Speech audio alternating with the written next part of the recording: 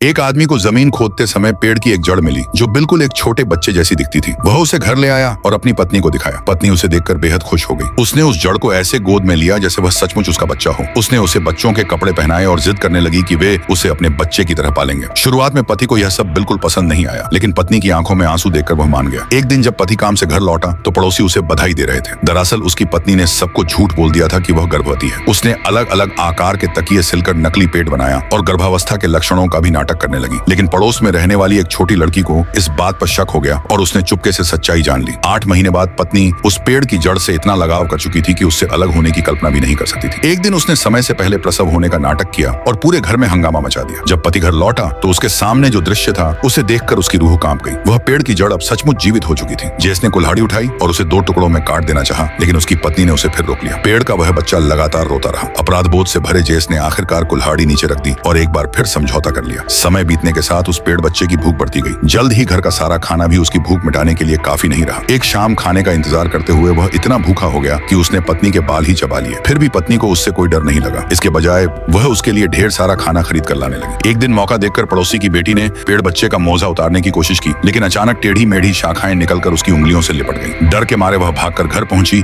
और एक कहानी की किताब खोलकर पढ़ने लगी। उस किताब में एक ऐसे पेड़ बच्चे की कहानी थी जो इंसानों को खा जाता था। कुछ दिनों बाद दंपति को अपने घर में डाकिये के अवशेष मिले। जेस ने उसकी हड्डियां छिपाकर तहखाने में रख दी। उस दिन के बाद पत्नी बड़ी मात्रा में मांस खरीदने लगी। उसकी यह हरकत पड़ोसियों को संदिग्ध लगने लगी। एक पड़ोसन चुपके से बच्चे को देखने पहुंची, लेकिन वहां उसे केवल एक गुड़िया दिखाई दी। उसे पूरा यकीन हो गया कि कुछ न कुछ गड़बड़ है, इसलिए उसने पुलिस को सूचना दे दी। पुलिस ने जांच के लिए एक सामाजिक कार्यकर्ता को भेजा। पत्नी ने हर संभव कोशिश की कि वह घर की जांच न करे, लेकिन आखिरकार वह सामाजिक कार्यकर्ता भी उस पेड़ बच्चे का दूसरा शिकार बन गया।